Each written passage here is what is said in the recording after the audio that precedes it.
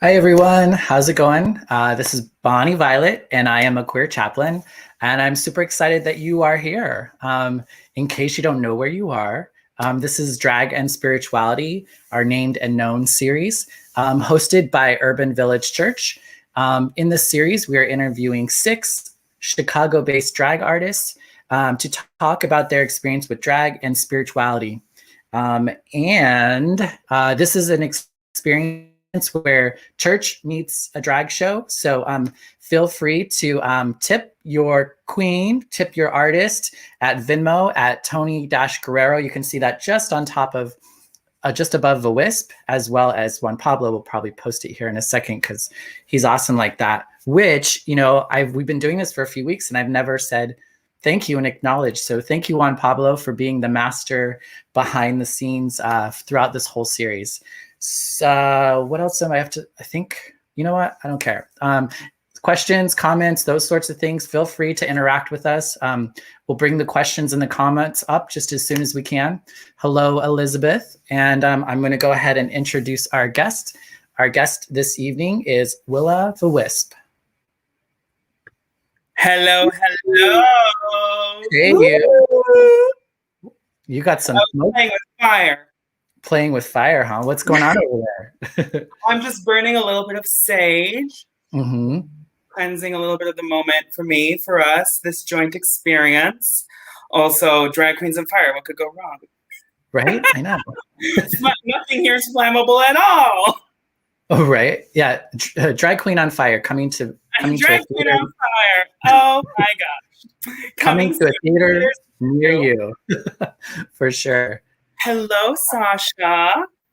Ooh, hey. All right. So I like to really just kind of dive right in. I'm not like, I don't know, that's just how I do it. So how about you tell us a little bit about yourself as a little one growing up as a child? Ooh, let's go way back. Way back. So I'm originally from Mexico City. And as a little bitty one, I was born and raised there, and I lived there until I was 18. And I mean, for like a year, I lived in Chicago. Like my parents thought, "Ooh, maybe we could do it," and then we did it. I lived in Oak Park, and then I have vague memories of living in Oak Park. It was nice. I was 4.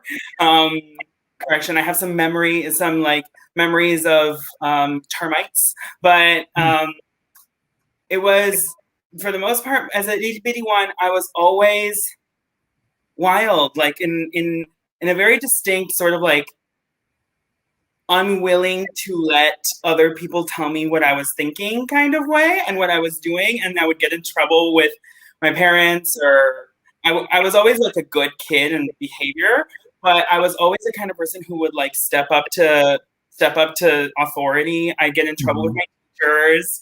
I was just one of those kinds of people who like didn't want to be told. And then like I think as a high schooler, I really, and as a middle schooler, I really experienced some of like the burdens of what it felt to be different and what it felt to be queer or gay, or I identify as queer. How to be perceived as that.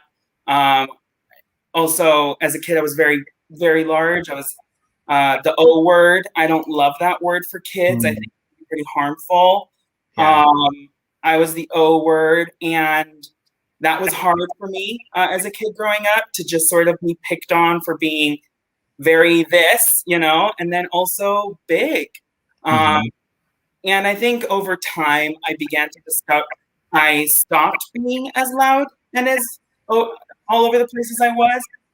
And it wasn't, I think, until my later years in high school where I decided, you know what, forget it. I'm going to be this person. I'm going to rediscover this person.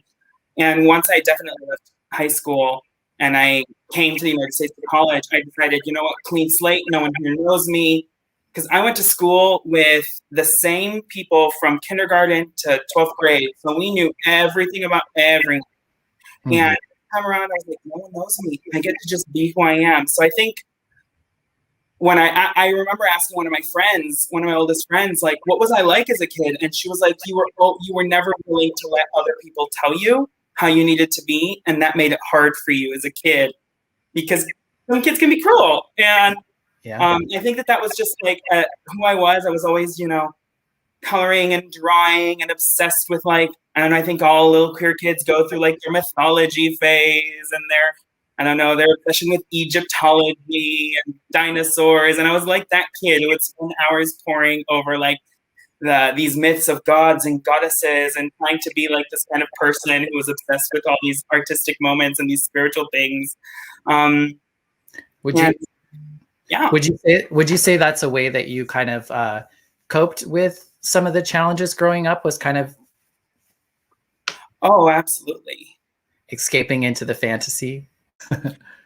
Absolutely. I think it was very much a situation of art being a space that I could just like disengage from things. I went through a lot of I think that there were a few things that I really spent a lot of time focusing on to like really come to terms with who I felt I was. And one of them was art. My dad is a musician. He's a professional musician. So I was always surrounded by the idea that art was good, right? That was a thing in our household, that being an artist is an important part of life. And I saw all the ins and outs of what it meant to be a professional artist, the beauties and the pitfalls, right? And I got to really see the world through his eyes. And I honestly can't listen to the piano without immediately thinking of him and just who he is. He's a jazz musician. And so I think that I started my music, my love for music and performance through that. So I was in theater as a kid. I always wanted to get the best parts. Sometimes when you put on like a theater production as a kid in like fourth grade or something, and some kids are doing the stage and some kids are doing the costume, I was like, I'm the talent. Right. Heart the seas. It is me. Right. You were the star. 100%. This big fat like star moment, just being like, hello, his mom. Right. Not much has changed, right? As far as like being the star. Oh, absolutely not. I just got better at looking like one. There you go. Did you did you grow up with any sort of like religion or spirituality within your family? Yes, I did. It was, I described my spiritual upbringing as a mixed bag, an eclectic mixed bag of many things. So growing up in Mexico, it's pretty hard to grow up as if, unless you're not Catholic. For the most part, Catholicism imbues experience in Mexico, even just like culturally, the way people live their lives. Spring break is around Holy Week and around Easter, and Christmas is a big deal, even if you're not Catholic or Christian. So I grew up with that in that cultural set, and then also I did go to Catholic church, and I would sometimes just fall asleep in the pews or, act out because I was bored. Or, I don't know if you, so the church that I went to is one of the oldest churches in Mexico. It's where the Virgin of Guadalupe was presented in Tlatelolco. And the priest was lovely, but he did a large portion of the service in Latin. And I was like, sir, Wendy's, this is hella boring. I am so sorry. So I spent a large portion of the time actually looking at the art in the ceiling, and I would spend hours just staring at the ceiling. And I actually love churches because they are works of art. Churches are I get gobsmacked every time I walk into a church. And so I would spend hours just staring at the artwork and staring at the little things and the engravings in the wooden pews and in the confessionary, right, whatever you call it. But yeah, I remember going to Sunday school and acting out there and telling my teacher that she was wrong, getting in trouble. But so there was that component. I was raised in many parts Catholic, but I was also raised in a separate cultural spiritual practice that I think is probably familiar to many Latinx folks who grew up in Mexico or anywhere where you have sort of this syncretic mishmash faith, where you bring in some native people's practices, and then you bring in some other practices. So it was called, I think I would call it spiritualism, Trinitarian spiritualism, I think, is the best description of the faith.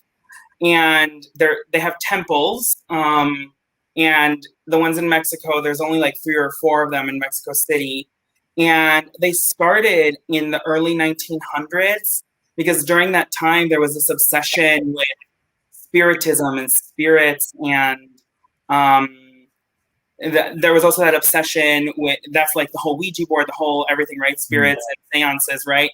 And that brought in this experience, tie that with the experience of angel and saint worship, and tie that together with native experiences of ancestor and God, and a polytheistic God experience. Then they would all come together. And then to just sort of add on to that, there would be just a lot of, there would also be like Orientalism, I would say, guided by the movement of Orientalism. So let me be clear, the word Oriental is not what I'm using here, but I'm using the word of the term Orientalism with the obsession of Eastern cultures that happened a lot in the 1900s, at the beginning of the 1900s. And so it would bring in a lot of those practices too. So this became this like mix of so many different faiths, and a mix of so many different experiences. And so I grew up going to both the Catholic Church and also to temple. And my grandmother was very connected to the temple, as was my father. And we were part of this sort of like one of the families who was very connected to the spiritual practice of this temple and the sustainment of this temple. So I don't know if you've ever seen the way in which, and I think Juan Pablo asked it, does limpia del huevo come from that tradition?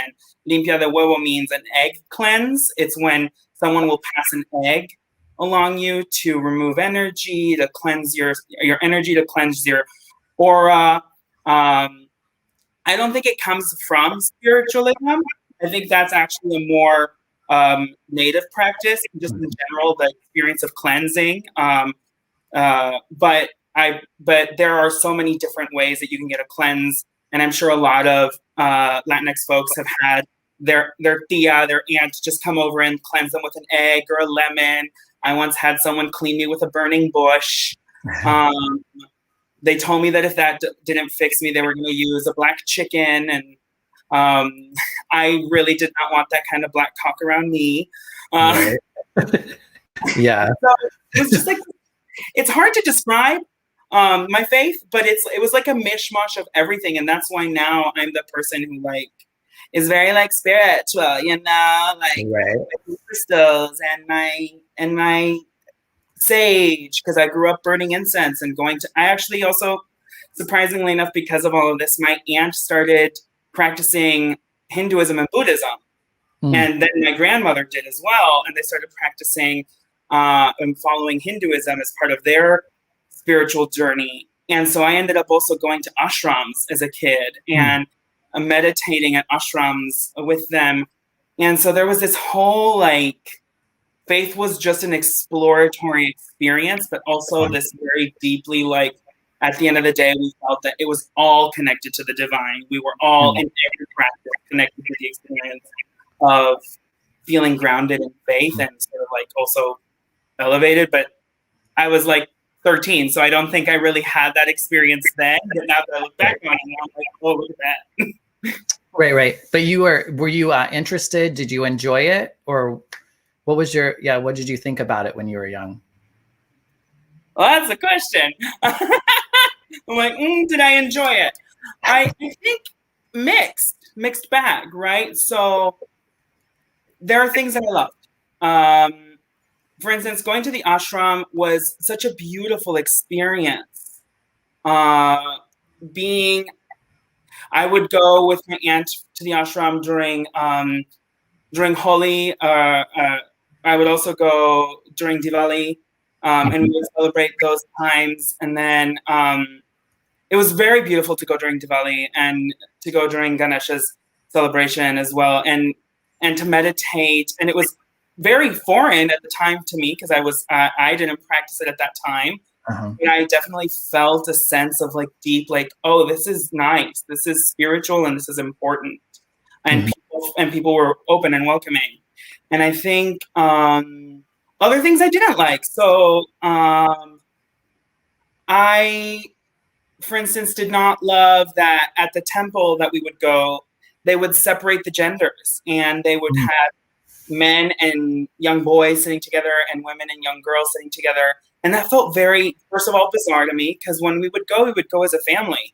And I would sit with my dad, and then my mom would be like on the entire other side, like sitting with a bunch of people I didn't know. And, oh, thank you, Nicole. And that kind of irked me, right? The experience of like this separation of genders was so arbitrary and bizarre, because then you would then see people channeling ancestral powers, ancestral guides, spiritual guides. You'd see people channeling spirits. Or I forgot to mention that another component of spiritualism is the channeling and the mediumship, which also comes from both Native experiences and also from African faiths. So there would also be Orisha worship. And so when there would be the channeling of an ancestor, the channeling of a spirit guide, the gender of the spirit guide wouldn't match the channeler all the time.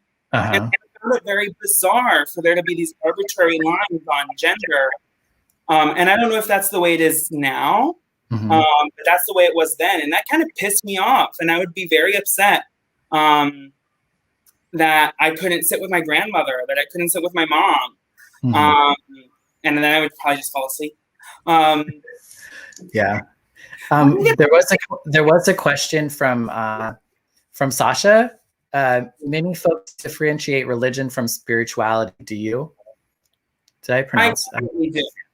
I definitely do. I think spirituality is a practice of self-discovery, right? Everyone can have their own individual spiritual experience.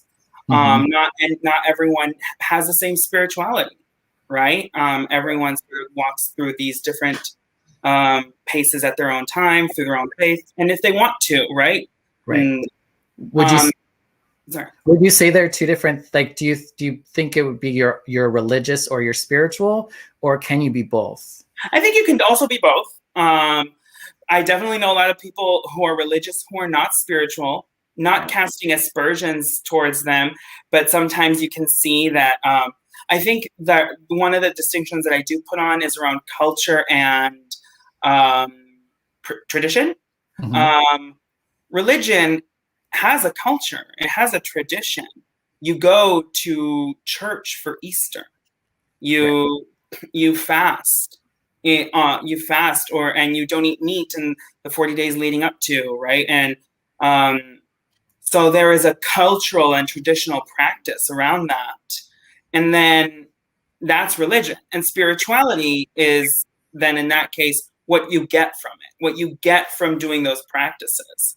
So, and since my faith has not always been religious, but has been deeply embedded in my own self-exploration, that's why I differentiate my religion from my spirituality, because I wouldn't say I'm a religious person.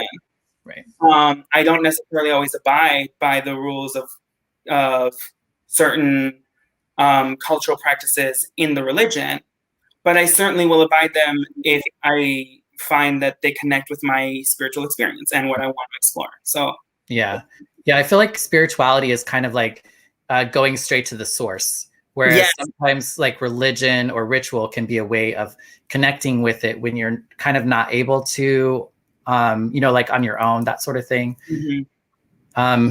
So just as a follow-up, they say, very well put, spirituality is what you get from the religion or culture. Love that.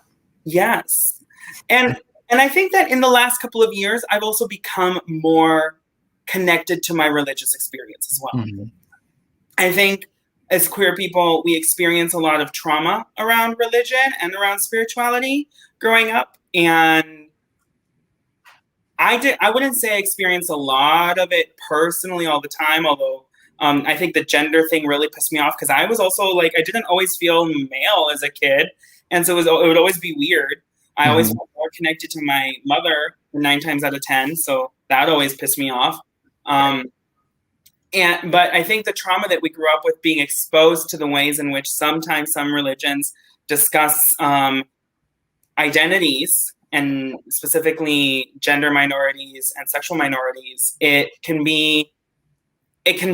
push us away. And then if we find spirituality and religion later in life, it is through a process of self-discovery and of a desire to want to be a part of that ourselves. Yeah. And I don't know if that was the case for you, Yeah. but Yeah, I definitely relate to that. I think, I think religion was something that I started with, and yeah, it harmed me. I no longer fit in the mold. So then I had to kind of go out into the world without it. I found it kind of in drugs and alcohol for a while, and then eventually I would say I became spiritual, and I got a connection with my understanding of God, the divine higher power. And then now that I've been spiritual a little longer, I'm more comfortable with the idea of landing in religion or religious spaces, um, because I'm confident in who I am and my connection with my understanding. I can sit anywhere, even if they don't want me there or they don't think I should be there. You know what I mean? yes, yes, and I love that. And I think that as soon as you said that, it made me think of something. Religion is also about community. Yeah. Spirituality is individual.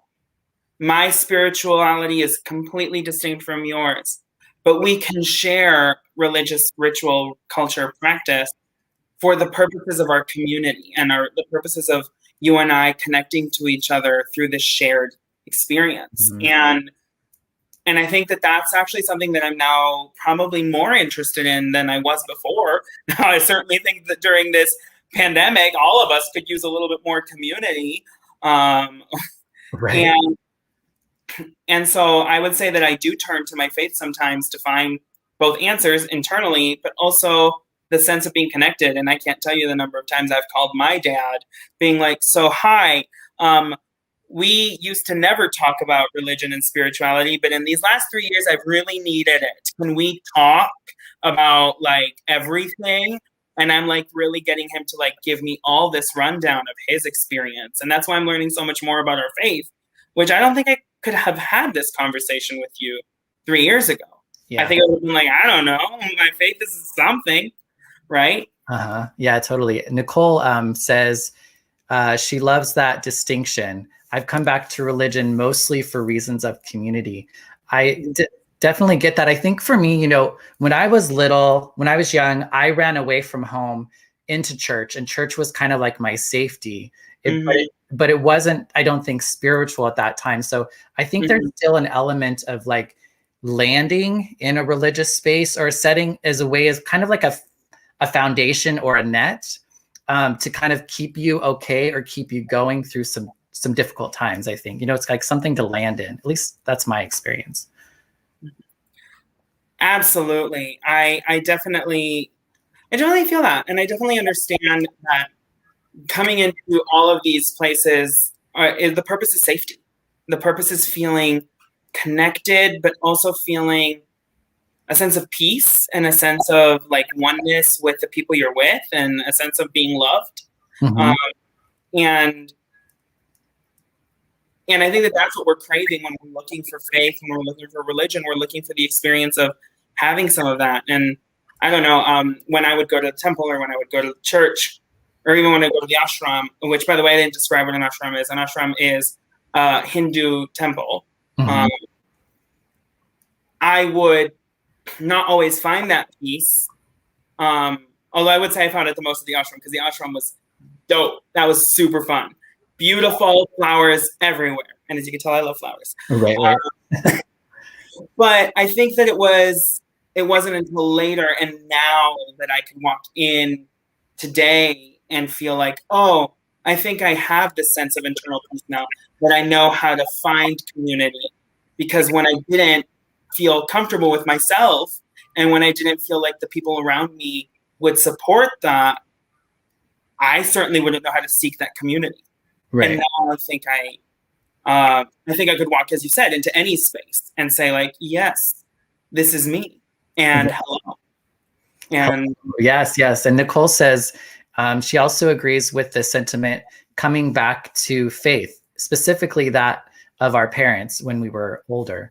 Kind of like as a follow up to spirituality, I think there's an element of, I guess what's coming to my mind right now, I usually don't try to say too much, but is like the concept of and I lost my frame of mind. I think something's telling me to be quiet. The guides are saying, think of it again. Right? It'll come back to me. Yeah. My mom always says it must have been a lie. But I always say, now I say, maybe the guides are saying, think of it a little second longer. Right, a little bit longer. Let's go ahead though and take a little break. We're going to play like a little video clip, and then we'll come back, and maybe if folks have more questions, and I'll ask us questions. All right, play that video.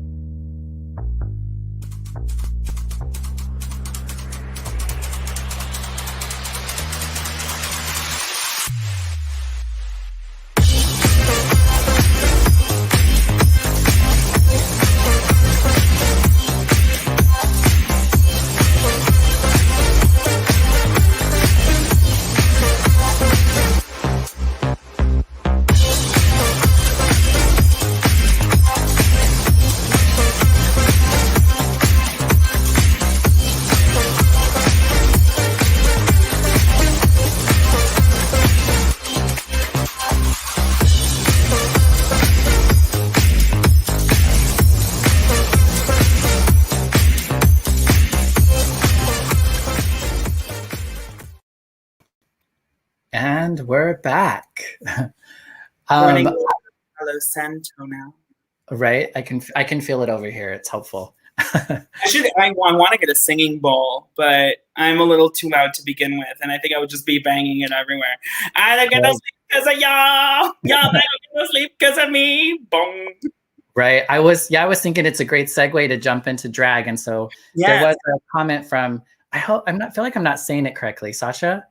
How does your being a fabulous drag queen play into your spirituality, if at all? That's a great question. I actually didn't fully connect the dots on that until I think later on. I think when I thought about my drag when I was first coming up with it, I didn't think that it was connected to spirituality. Now that I think about it, the name Will-O-The-Wisp, it's a spiritual connection, which I wasn't noticing. Will-O-The-Wisp is a spirit guide in Celtic tradition. Will-O-The-Wisp guides you sometimes to great things, sometimes to not so great things, but the purpose is to be a spirit guide. I got it from The Sound of Music, because they were talking about Maria being a will-o'-the-wisp and just being fleety and floaty. And I always wondered what it would be like to be graceful, fleety, floaty swan. I am one of those things. But I think that as I've thought a lot about who I am as a person, I've discovered my experience of gender to be a lot more exploratory. And drag opened that up to me in a really big way. I was like, oh my God, my gender isn't this structured thing. Yeah. And with that, I think what it's really rooted in is I'm getting to know these very intimate moments of the powerful divine feminine and the powerful divine masculine and the power of my divinity that has nothing to do with just my energy of who I am as a person. And I don't think that I conceived my drag to be that, but I think that as I play with the crayons of what it's like to be a human being and what it's like to be who I am, I get to explore who I can show myself as and how I can be. And I think that that's a spiritual experience too. And truth be told, there's a ritual to drag.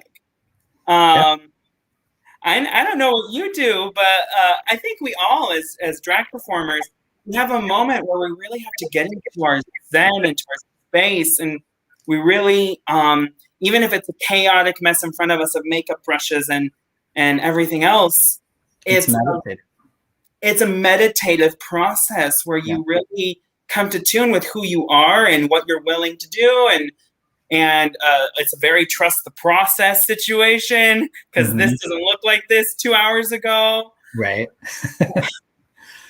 And so I think that ritual is also a very spiritual practice, because you begin to do these things that bring you into who you are. And I don't think that we think of them as spiritual, but I think that the idea that spirituality is this like big thing, right, that like can't be done through the small things, is something that I actually resist.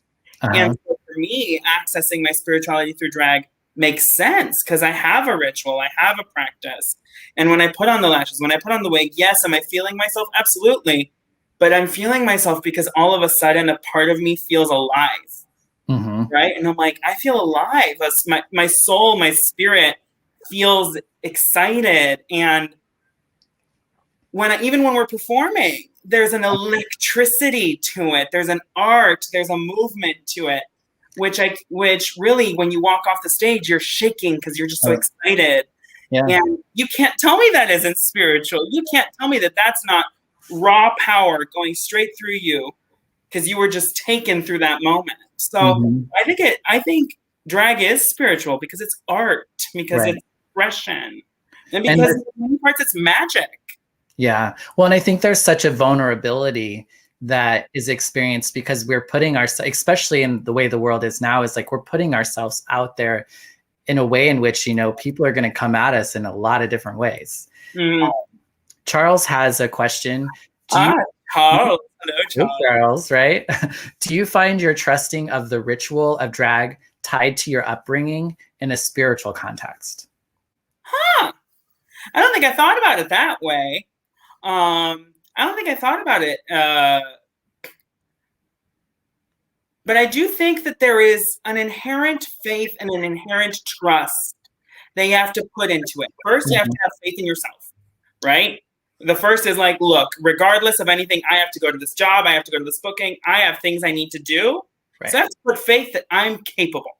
And that faith is, that's a faith that's hard to come up with, right? To say like the gumption to say, I am capable, because there are so many moments when you're coming up with this and things go wrong, things go askew, and you just have to be like, sis, get it together, come to Jesus, and tell yourself that you are willing to get it done because you care about what you're doing and because you love this, right? And I think that there is a part of that is trusting the process as a process of faith. And then I think that that same practice of sitting with yourself and saying, I believe in myself enough, and I believe that this can happen, or I believe in that which guides me to do it, right?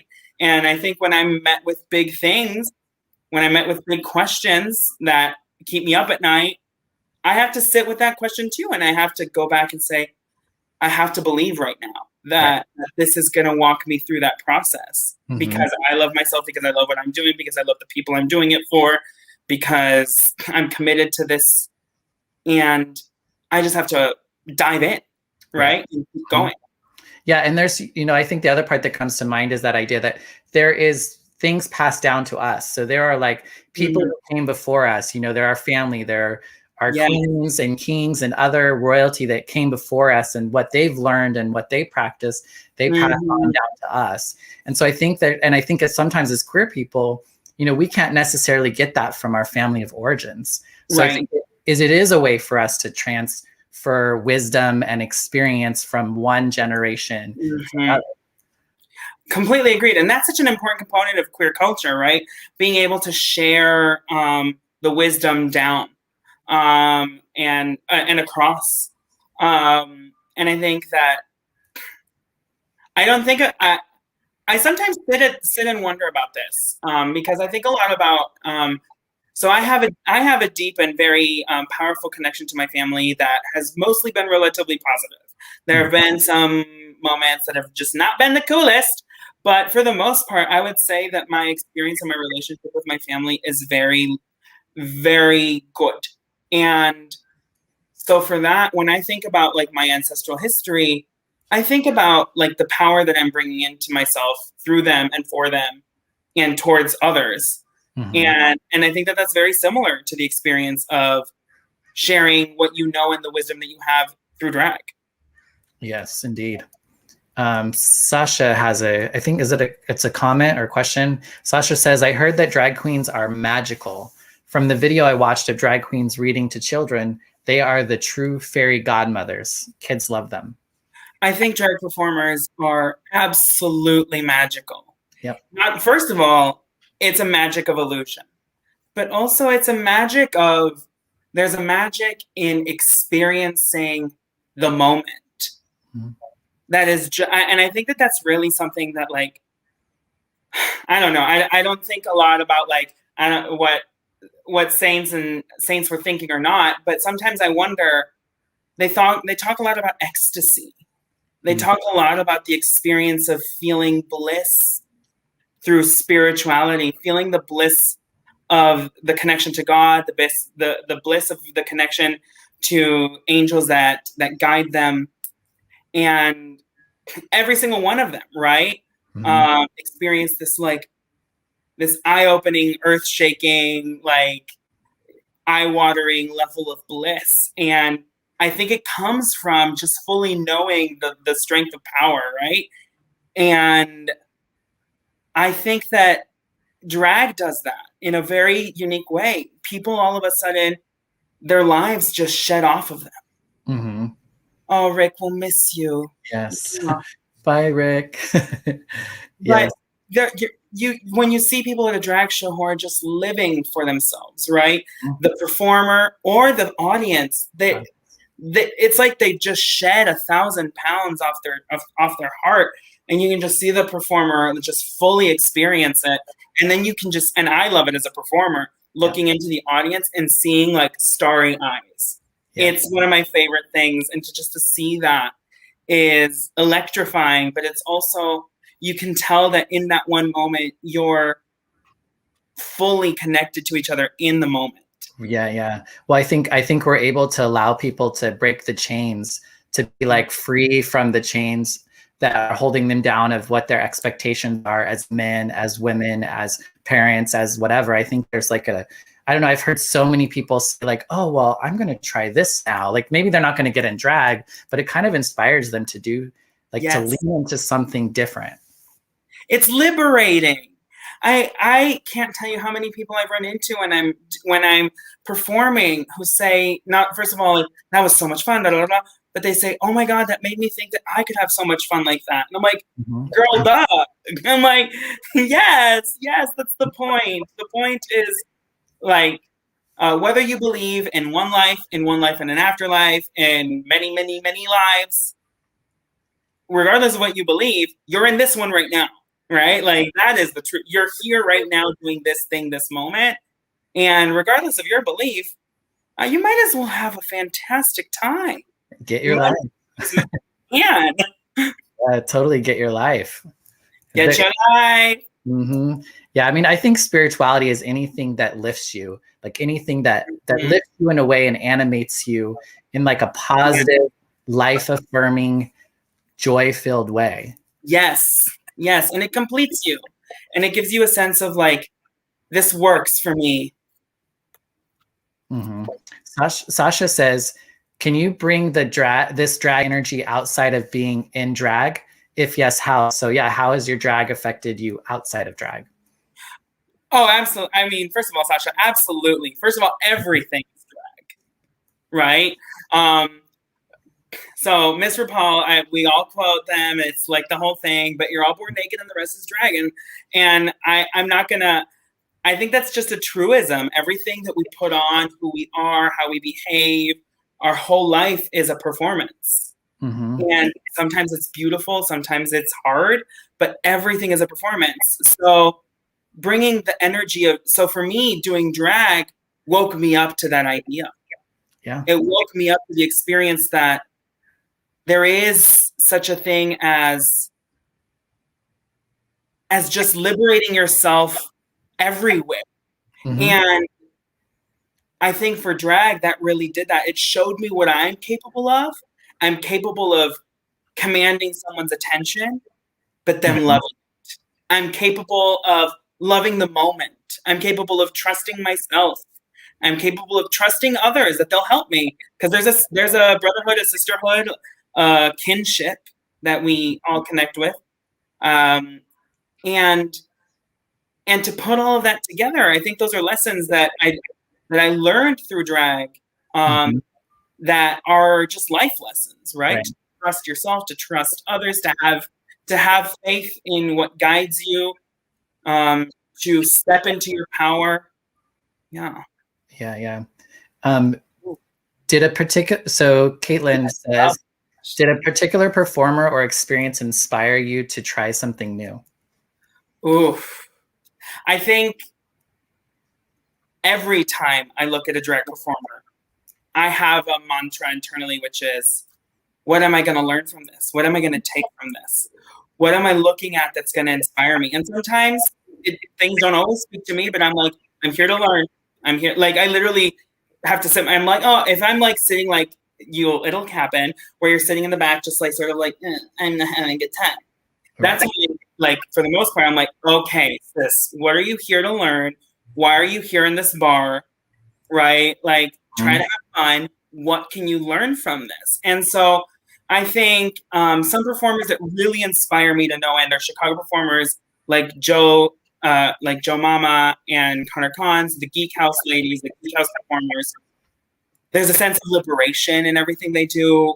Something that I love about what Connor does, Connor Cons, is that they step into a character, and for the whole moment of their experience and their performance, they're completely and entirely that character. And I've seen them do fantastical, bizarre things that you wouldn't even imagine are drag related, spooky, weird things that are fun. They're dressed as Furbies. Their penis is a Furby.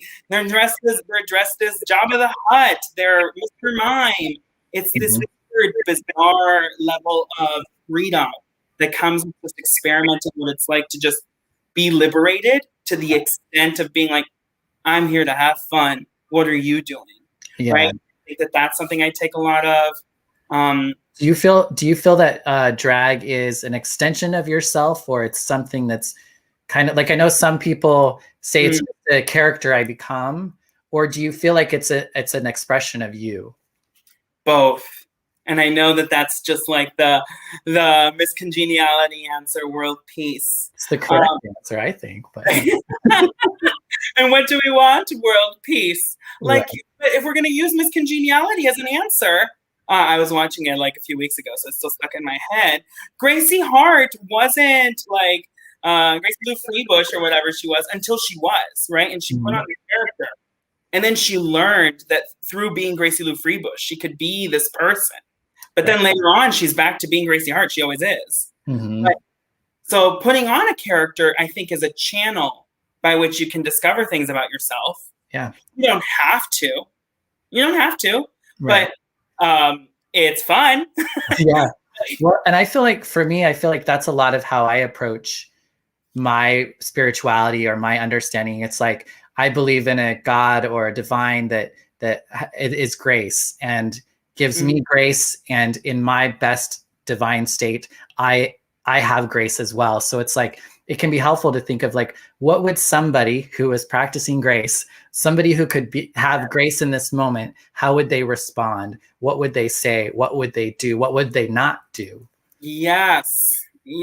And there's drag is all about embracing flaws and embracing the unknown, and to do that with the power and the grace that you can and that you can afford yourself.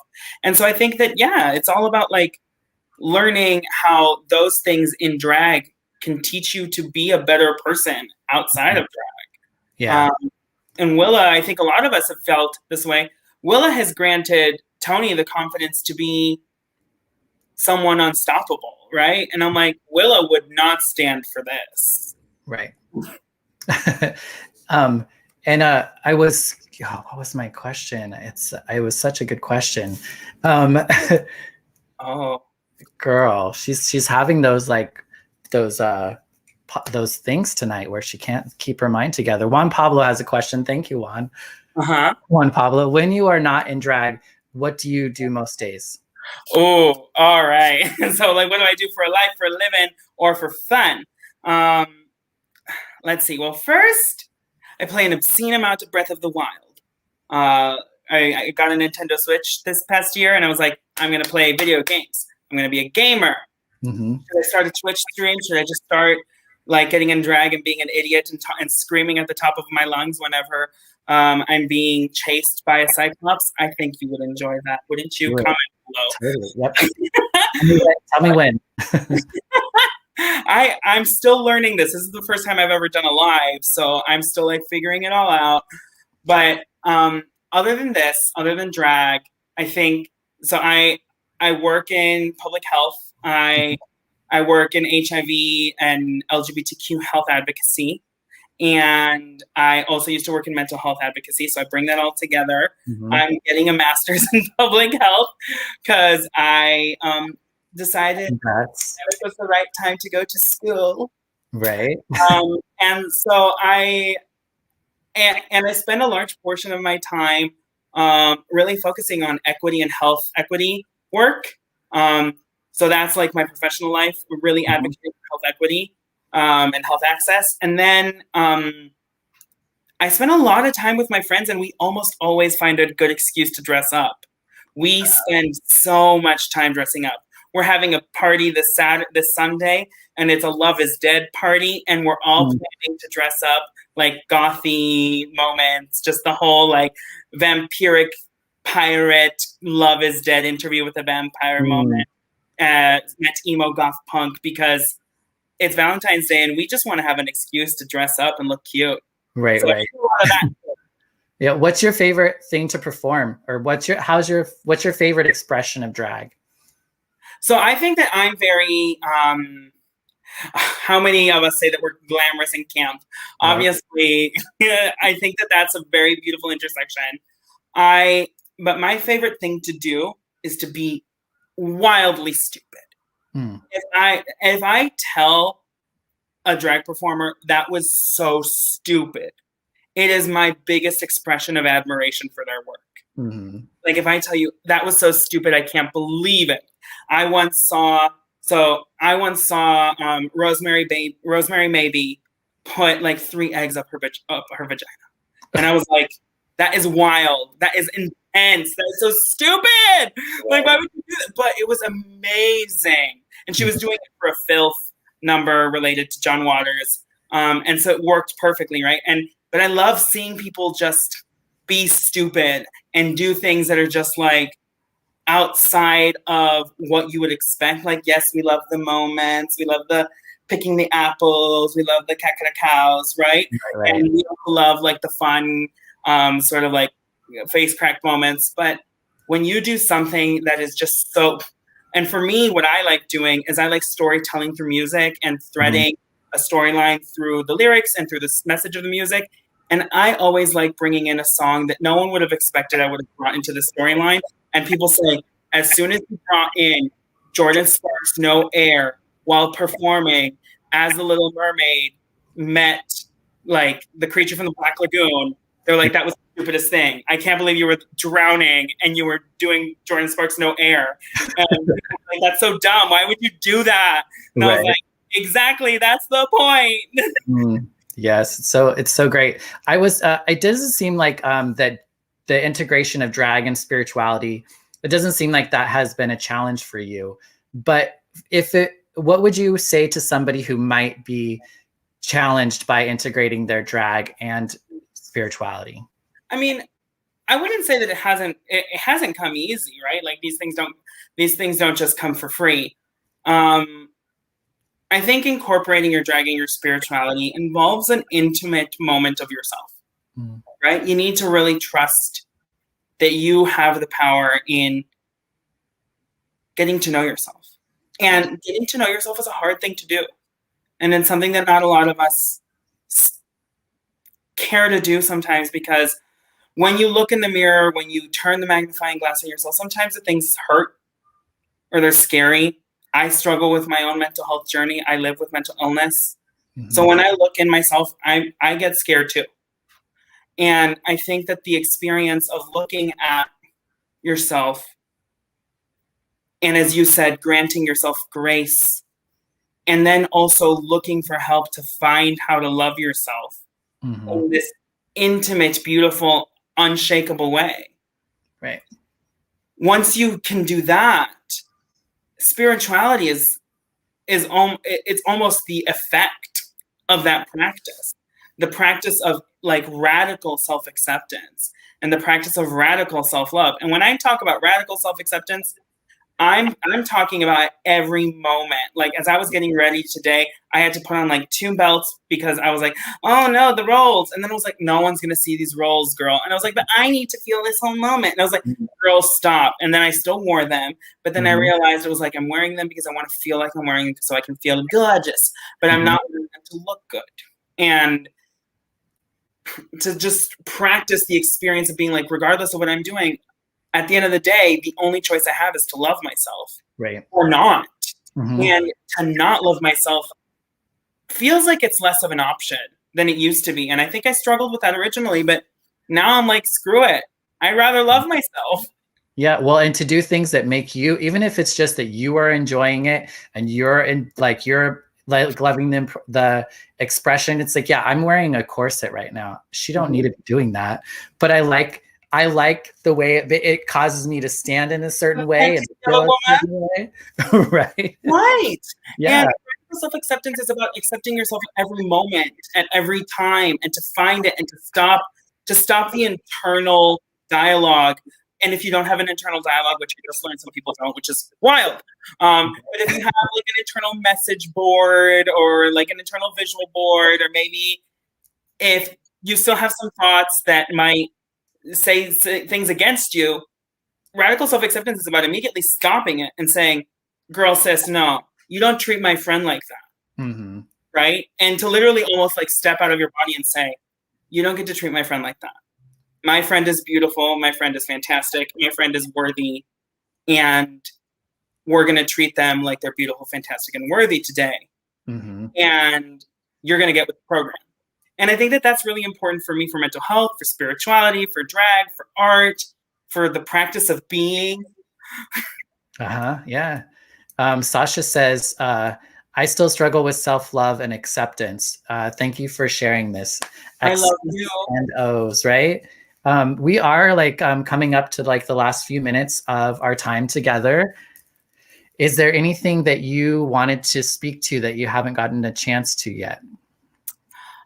Well, I think that one of the things that I want to bring forth in my drag even more, and this is something that I didn't mention based on what a question by Caitlin about folks that inspire me. Drag is a power of activism, of visibility, of power. And I've been inspired. In Chicago, there's been this massive movement around the liberation of Black drag queens, the liberation of Black drag kings, the liberation of Blackness, and to grant a space and to empower the Black community in a way that's never happened before, and to reclaim space and reclaim time. Joe Mama has been inspiring in the city, leading the Drag March for Change last year, and then creating the Chicago Black Drag Council. I want to plug that. I'm not a part of it, but I have so many friends who I love who are a part of it. Lucy Stuhl, Miss Toto, Luke, I mean, people who are so fantastic, so absolutely devoted to the movement of empowering and celebrating Black lives. And I mean, last year taught us just how much we need to reckon with our experience of not being a country that affirms Blackness, and that we're not yet at the place of saying Black Lives Matter as a community as a whole. And in the queer community, we need to reckon with that. And so I just want to bring that up and say, like, you know, if I can use this platform to share the experience of the Chicago Black Drag Council, please go look for them. Please go find out what they're doing. I believe they're doing a show this weekend. A Valentine's Day show related show thing. And I was very moved by being a part of that and helping Joe through my experiences, because I have experienced discrimination as a minority in in other ways, and the experience of being Latinx and just being treated differently. And I really want to incorporate all of that in everything we're talking about, in the liberation of communities, the liberation of young children at the border being detained, living away from their parents, right? I couldn't sit through church without being next to my mom. Yeah. And I would be furious. Can you imagine what it's like to be a young toddler not being around your mother, or being a mother not being around your child? The fact that they're starving themselves in support of Black Lives Matter of last summer. I really want to bring up attention to these issues, and the attention that the intersections of our power is that drag has helped me find power, and that power I want to use to fight for justice and equity, and to empower our communities into continuing to fight for the vulnerable communities around us, to fight for immigrants, to fight for Latinx communities, to fight for Black communities, to fight for trans communities, to fight for our siblings who deserve justice. Indeed. Yeah. Thank you so much for bringing that up. And I'll be sure to include it in the description. So folks, when you're watching this, listening to this, look in the description and you can get connected to all of that. Communities. Right. Well, and I think it's, I think sometimes people might think drag is just drag, or it's so frivolous and fun, which it is. But however, drag artists have been taking care of people and have been impacting social change and cultural change forever. And now we get to do it in the lines of racial, racial inequalities, and and just taking it further beyond just taking care of us who have AIDS. Now we're going to we're taking it further, and we're changing the world even more as drag artists. Exactly. Fighting the patriarchy, fighting the cis patriarchy, fighting heteronormativity is a part of everything we need to do as queer people, as people who are allies. I'm an ally to the Black cause, but my cause is to use whatever platform I have, whatever remaining 2.5 minutes, to say Black Lives Matter, and we need to do everything in our power to support everything we do. And right now, Black History Month, right? This is the time. This is the time to support Black businesses, to support Black communities, to fight for organizations that fight for Blackness, like in Chicago, the Brave Space Alliance, which fights for Black trans communities and supports them in every way possible. Or Sista Afia, a community-based mental health organization that's based at Black women empowering Black women for mental health and access to mental health resources. And I think that these are the kinds of things that I care about as a human being. And so hence Willa cares, right? I love being fabulous, but had to say that. Had to plug those things in. I don't have performances coming up, so.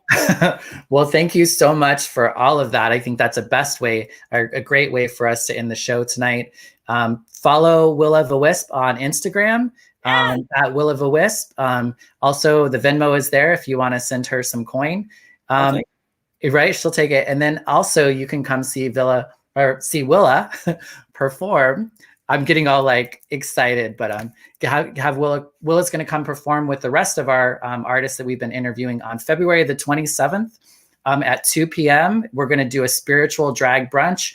We'll bring the drag, you bring the brunch, and we'll be watching that on Twitch due to copyright. So do try to find your way to Twitch. We'll direct you there so that you can watch the show and have a good time. So thanks so much, Willa, for joining us this evening.